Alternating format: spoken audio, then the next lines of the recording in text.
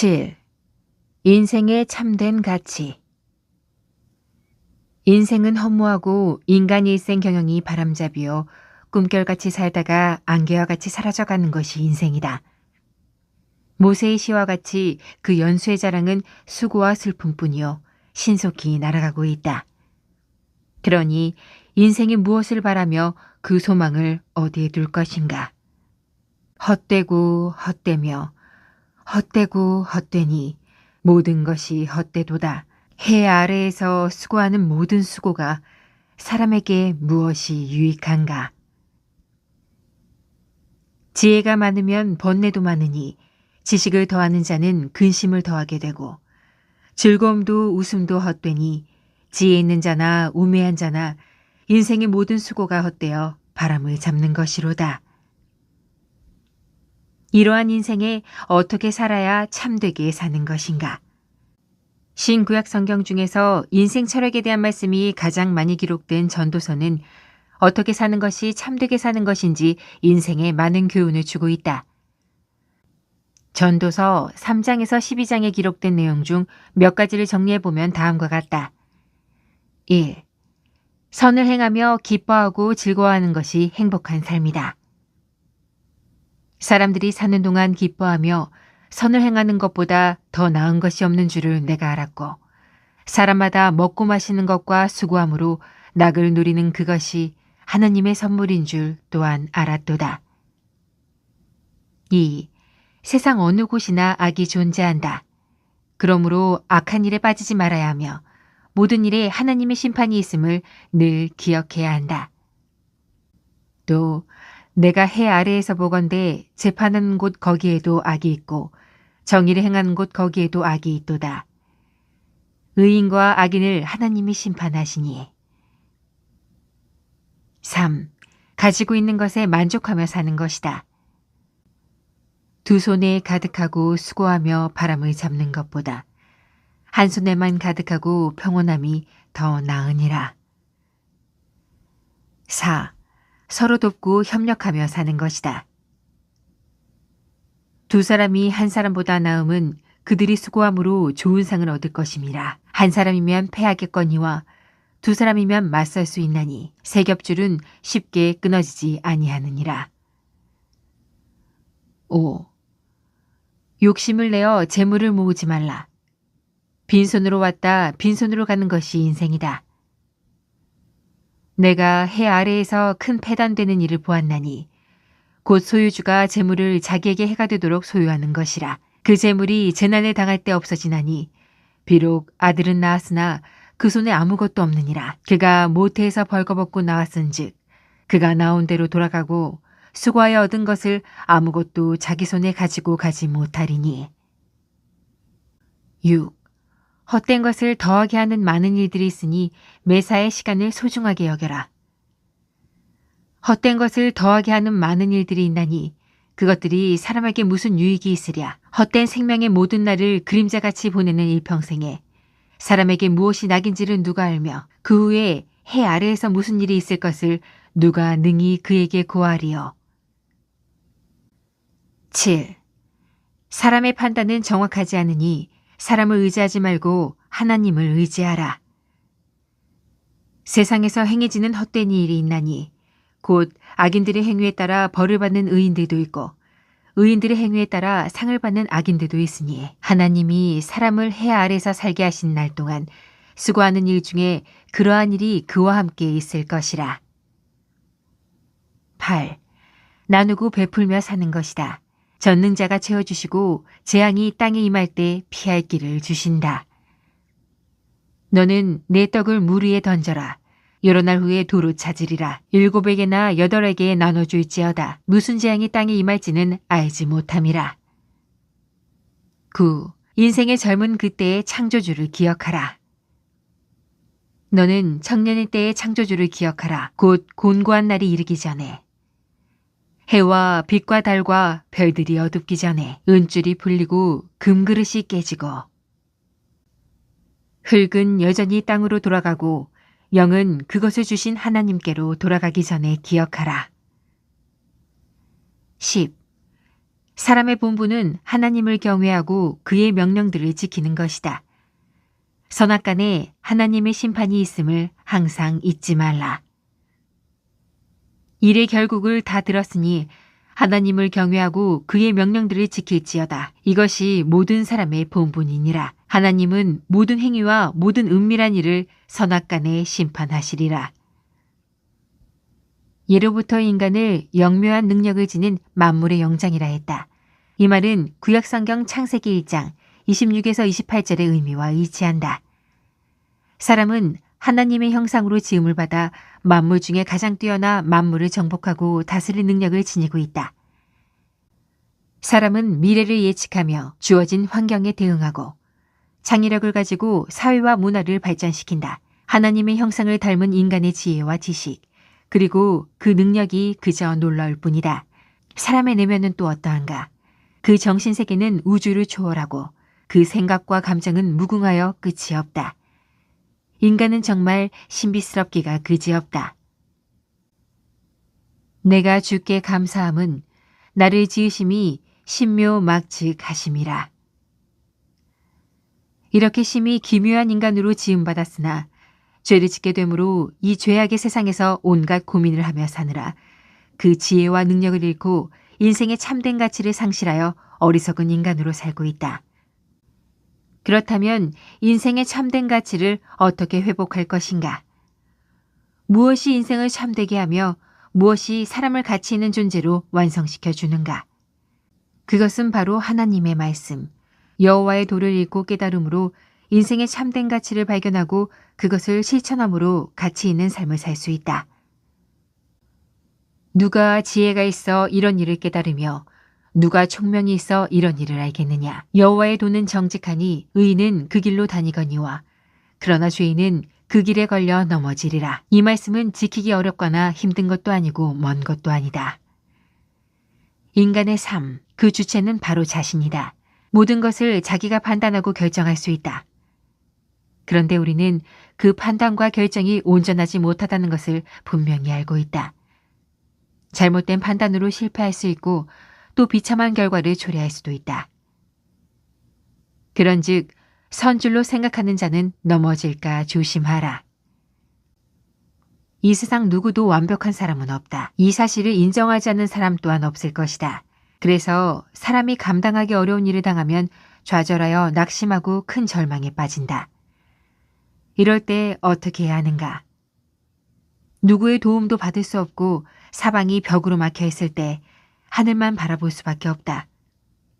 전지전능하신 그분께 도와주시기를 기도하고 해결할 수 있도록 지혜를 구하면 선하고 의로우신 하나님이 반드시 해결할 수 있는 능력을 주시고 피할 길을 열어주신다. 사람이 감당할 시험 밖에는 너희가 당한 것이 없나니 오직 하나님은 미쁘사 시험 당할 즈음에 또한 피할 길을 내사 너희로 능히 감당하게 하시느니라. 그러므로 언약의 말씀을 믿음으로 깨달아 알고 어떻게 살아야 하는지 바른 판단을 할 수 있도록 지혜를 구하는 것이다. 지혜 있는 자는 듣고 학식이 더할 것이요 명철한 자는 지략을 얻을 것이라. 잠언과 비유와 지혜 있는 자의 말과 그 오묘한 말을 깨달으리라. 사람들이 그렇게 원하는 복, 이 복을 구약 성경에서 무엇이라 하였는가? 악에 물들지 않고 진리의 말씀을 즐거워하며 묵상하는 자가 복 있는 사람이다. 신약에 기록된 복은 마태복음 5장 3에서 12절에 8가지 복이 있는 자에 대한 말씀이다. 어렵고 힘든 이 세상에 고난은 세찬 비바람 속에 성난 파도같이 밀려와 인생의 참된 가치 실현을 어렵게 한다. 고난 없는 인생이 어디 있는가? 그러므로 고난을 극복하고 뜻을 이루기 위해서는 참고 견디는 인내와 지혜가 요구된다. 지혜는 그 얻은 자에게 생명나무라 지혜를 가진 자는 복되도다. 중국의 문학가요 언어학자인 리뉘탕은 사물을 바르게 판단하기 위해서는 참된 지혜를 가져야 한다고 했다. 리뉘탕이 말하는 참지혜는 무엇인가? 삶의 깨달음이다. 인생의 주체는 자신이지만 그 주인은 하나님이심을 인정하고 모든 것을 그분께 맡기며 진리 안에서 온전한 자유를 누리는 것이다. 너희가 내 말에 거하면 참 내 제자가 되고 진리를 알지니 진리가 너희를 자유롭게 하리라. 고대 그리스의 철학자 프로타고라스는 이렇게 말했다. 인간은 만물의 척도이다. 그는 진리의 주관성과 상대성을 말하며 절대적인 진리나 해답은 존재하지 않으며 세상의 진리, 사물에 대한 평가는 개개인에 따라 달라질 수 있다고 했다. 과연 그런 것인가? 만물의 척도인 인간의 관점에서는 개개인에 따라 다를 것이다. 그런데 여기서 프로타고라스는 세상의 진리에 대해 말하고 있는 것이다. 그렇다면 절대적인 진리는 어디에 존재하는가? 유대 총독 빌라도는 그리스도께 질문하였다. 진리가 무엇이냐? 이 질문에 대한 답변은 분명하다. 진리는 영원 불변이요 불멸이다. 이 세상에서 영원 불변, 불멸은 존재하지 않는다. 그러므로 성경이 말하는 진리는 하늘의 진리로 영원 불변, 불멸이다. 인생의 참된 가치는 영원한 생명을 얻는 것이다. 예수 그리스도는 어제나 오늘이나 영원토록 동일하시니라. 유대인의 지혜가 담긴 탈무드에 인생의 참된 가치에 대한 이야기가 있다. 어떤 배가 항해를 하고 있는데 갑자기 심한 풍랑을 만나 뱃길을 잃고 말았다. 칠흑 같은 어두운 밤이 지나고 아침이 되자 바다는 고요해졌고 배는 아름다운 섬에 닿아 있었다. 와, 아름다운 섬이다. 모두가 한마음이 되어 닻을 내리고 잠시 쉬어가기로 했다. 그 섬에는 갖가지 아름다운 꽃들이 피어 향기를 뿜어내고 온갖 새들은 즐겁게 지저귀고 무수히 많은 나무에 맛있는 과일들이 주렁주렁 달려 있었다. 그런데 그 배에 있던 사람들은 5무리로 나뉘어졌다. 첫째 무리는 자기들이 섬에 상륙해 있는 동안 순풍이 불어와 배가 떠나버릴지도 모른다고 생각하여 아예 내리지 않고 아름다운 섬을 바라만 보고 있었다. 둘째 무리는 곧 배가 떠날지도 모른다는 생각으로 멀리 가지 않고 가까운 곳에서 꽃향기를 마음껏 맡으며 과일을 배불리 먹고 휴식하였다가 즐거운 마음으로 돌아왔다. 셋째 무리는 좀 더 멀리 가서 오래 머물고 있다가 순풍이 불어오자 배가 떠나는 줄 알고 당황하여 허겁지겁 돌아오느라 소지품을 잃어버리고 좋은 자리마저 다른 사람에게 빼앗겼다. 넷째 무리는 순풍이 불어 선원들이 닻을 올리는 것을 보았으나 설마 선장이 자기들을 남겨두고 떠나지 않으리라는 생각으로 남아있다가 정말 배가 뜨자 허겁지겁 헤엄을 쳐 배에 오를 수 있었으나 바위와 배전에 부딪혀 입은 상처는 항해가 끝날 때까지 아물지 않았다. 다섯째 무리는 너무 많이 먹고 아름다운 경치에 도취되어 배의 출항을 알리는 종소리조차 듣지 못하고 섬에 남았다가 맹수들의 밥이 되거나 독이 있는 열매를 먹고 마침내 모두 죽고 말았다. 세상 사람들은 이 5무리 중 어디에 속하는가? 첫째 사람들은 즐거움을 전혀 맛보려 하지 않고 기회가 왔으나 잡으려고도 하지 않아 인생의 많은 것을 잃어버리는 소심한 자들이다. 둘째 사람들은 목적지에 가야 하는 의무감을 잊어버리지 않고 즐거움을 조금만 맛보고도 만족하는 가장 지혜로운 자들이다. 현명한 자는 자기 본분을 알고 맡겨진 사명에 대해 책임을 다한다. 셋째 사람들은 쾌락에 지나치게 빠지지 않았으나 고생도 하고 가진 것도 잃고 좋은 지위도 다른 사람에게 빼앗기는 자들이다.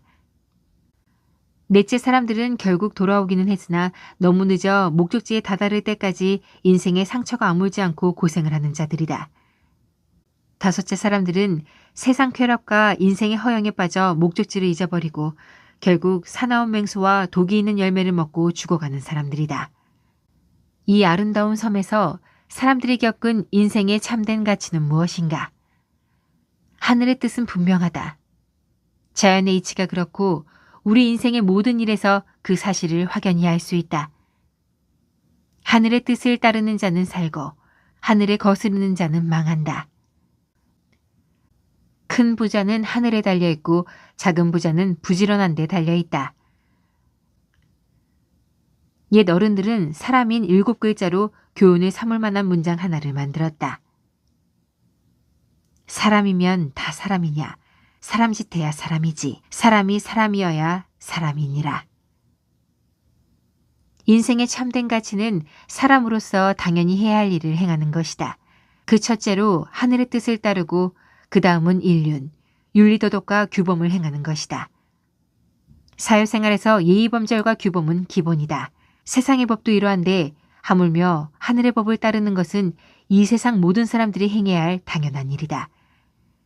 사람이 마땅히 해야 할 도리와 본분은 하나님이 명하신 율례와 규례와 법도를 지키는 것이다. 하나님을 경외하고 그의 명령들을 지킬지어다. 이것이 모든 사람의 본분이니라. 그러므로 하나님을 사랑하고 이웃을 사랑함으로 인생의 참된 가치가 실현되는 것이다. 내 마음을 다하고 목숨을 다하고 뜻을 다하여 주 너의 하나님을 사랑하라 하셨으니 이것이 크고 첫째 되는 계명이요 둘째도 그와 같으니 내 이웃을 내 자신같이 사랑하라. 이 두 계명이 온 율법과 선지자의 강령이니라. 십계명은 하나의 주제, 사랑의 두 개의 목적, 하나님과 이웃사랑으로 구성되어 있다. 1에서 4계명은 하나님 사랑이요 5에서 10계명은 이웃사랑이다. 10계명은 사랑의 핵심을 10가지로 요약하여 우리에게 주신 것이다. 이는 하나님이 모세와 그 백성들에게 먼저 말씀하셨고 선지자들에 의해 세세에 전해졌다. 신명기 6장에는 무엇보다 하나님 사랑에 대하여 신신당부하며 강조하고 있다. 심지어 여호와는 질투하시는 하나님이신즉 그 진노에 지면에서 멸절시키실까 두려우니 명심하고 하나님을 경외해야 한다고 했다. 하나님이 친히 쓰신 십계명은 이 세상 모든 법의 기초가 된다. 하늘의 법은 세상의 모든 법을 초월한다. 그러므로 사랑은 인생의 참된 가치를 완성시킨다. 사랑은 이웃에게 악을 행하지 아니하나니 그러므로 사랑은 율법의 완성이니라. 예수 그리스도께서 이웃사랑을 이와 같이 해야 할 것을 말씀하시고 누가복음의 선한 사마리아인 이야기를 통하여 어떻게 이웃을 사랑하는 것이 참 사랑인지를 가르쳐 주셨다. 사람이 친구를 위하여 자기 목숨을 버리면 이보다 더 큰 사랑이 없나니. 그의 계명은 이것이니 곧 그 아들 예수 그리스도의 이름을 믿고 그가 우리에게 주신 계명대로 서로 사랑할 것이니라. 인생의 참된 행복은 서로 사랑하고 너그러운 마음으로 더불어 화평을 이루며 사는 것이다. 온유한 자는 복이 있나니 그들이 땅을 기업으로 받을 것이며 내 마음이 너그러우면 세상이 온화해진다. 사람은 자기 마음을 잘 다스리고 잘 지켜야 악에 빠지지 않고 생명의 길을 갈 수가 있다. 마음을 지키지 못하여 갈 길을 몰라 방황하는 미련함은 없어야 한다. 미련한 자에게는 영예가 적당하지 아니하니 마치 여름에 눈 오는 것과 추수 때에 비 오는 것 같으니라. 모든 인간은 늙고 쇠약해져 마침내 죽음으로 향한다. 그러므로 사람의 평생에 유기양식을 위해 일하는 것보다 영생하도록 있는 양식을 위해 하는 것이 더 가치가 있다. 썩을 양식을 위하여 일하지 말고 영생하도록 있는 양식을 위하여 하라. 그의 제자 중에서 많은 사람이 떠나갈 때 예수께서 12제자에게 이르시되 너희도 가려느냐? 시몬 베드로가 대답하되 주여 영생의 말씀이 주께 있사오니 우리가 누구에게로 가오리까? 우리가 주는 하나님의 거룩하신 자이신 줄 믿고 알았나이다. 예수께서 이르시되 나는 부활이요 생명이니 나를 믿는 자는 죽어도 살겠고 무릇 살아서 나를 믿는 자는 영원히 죽지 아니하리니 이것을 내가 믿느냐. 명절 끝날 곧 큰 날에 예수께서 서서 외쳐 이르시되 누구든지 목마르거든 내게로 와서 마시라. 나를 믿는 자는 성경의 이름과 같이 그 배에서 생수의 강이 흘러나오리라. 이는 그를 믿는 자들이 받을 성령을 가리켜 말씀하신 것이라. 내가 진실로 너희에게 이르노니 내 말을 듣고 또 나 보내신 이를 믿는 자는 영생을 얻었고 심판에 이르지 아니하나니 사망에서 생명으로 옮겼느니라. 사람은 희망으로 산다. 삶의 목표와 미래가 없는 인생은 허무하다. 그러므로 마침내 인생의 참된 가치는 영원한 생명을 얻는 데 있다.